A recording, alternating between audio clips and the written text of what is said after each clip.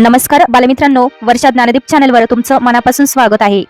आजचा हा व्हिडिओ साधा नाही, कारण आज इतिहास बोलणार आहे, आज संघर्ष बोलणार आहे। आज त्या महान क्रांतिज्योतीच्या आवाजात आपण ऐकणार आहोत। मी सावित्रीबाई बोलते। हा व्हिडिओ शेवटपर्यंत नक्की बघा, कारण हा केवळ भाषण नाही, ही एक हाक आहे, ही एक जाणीव आहे आणि ही एक जबाबदारी आहे। सूर्याप्रमाणे तेजस्वी दिसणारे हे व्यासपीठ, चंद्राप्रमाणे शीतल छाया देणारे आमचे लाडकी गुरुजन आणि चांदण्यांप्रमाणे चमकणाऱ्या माझ्या प्रिय विद्यार्थी मित्रांनो व मैत्रिणींनो, आपणा सर्वांना माझा नम्र नमस्कार।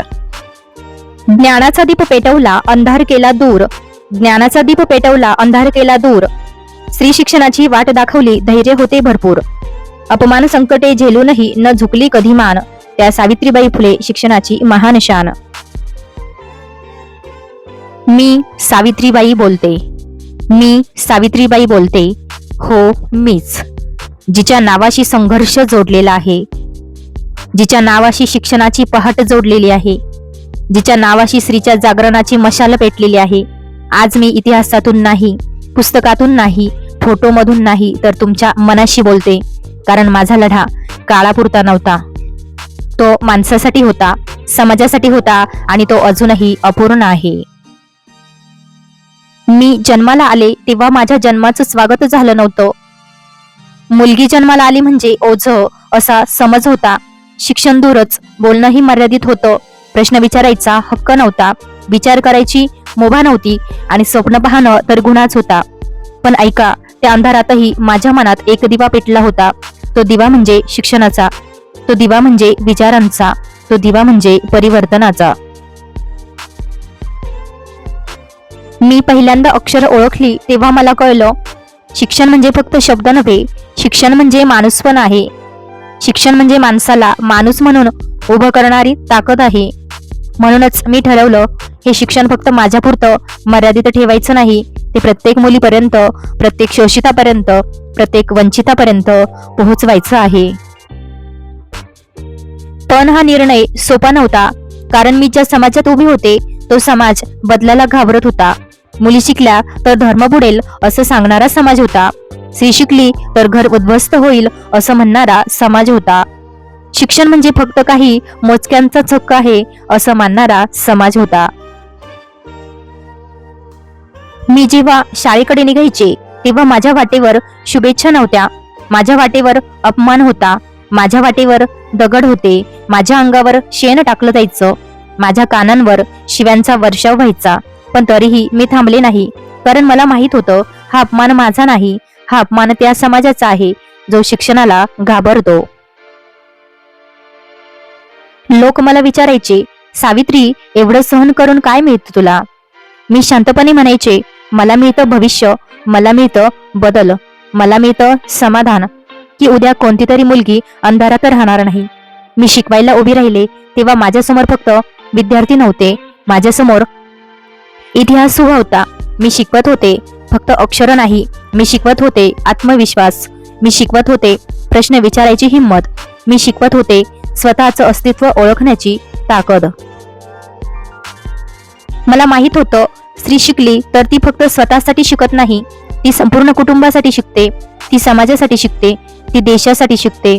म्हणूनच माझा लढा फक्त स्त्री शिक्षणापुरता नव्हता, तो सामाजिक परिवर्तनाचा लढा होता। मी पाहिलं बालविवाहाचं भयानक चित्र, लहान वयात संसाराच्या ओझ्याखाली दबलेल्या मुली, स्वप्न पाहण्याआधीच आयुष्य संपवणाऱ्या रूढी।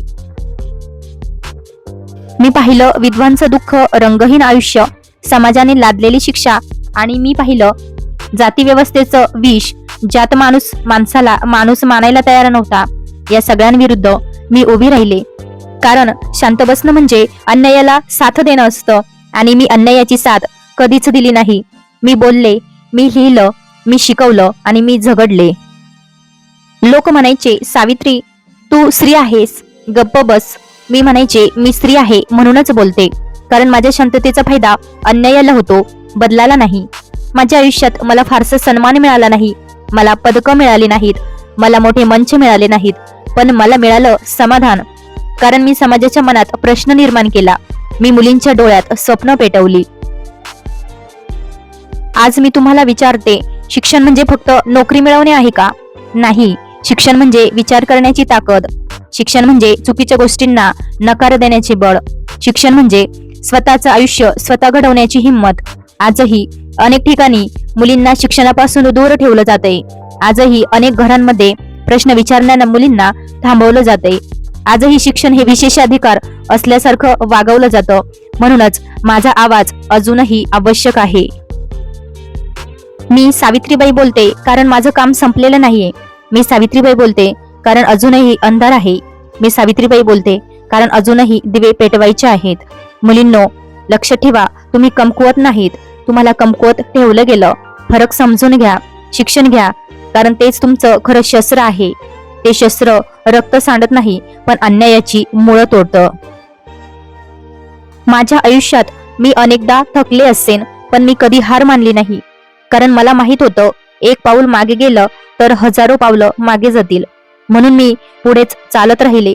आज जर तुम्ही मोकळेपणाने श्वास घेत असाल, विचार करत असाल, प्रश्न विचारत असाल, तर लक्षात ठेवा, यामागे असंख्य संघर्ष आहेत.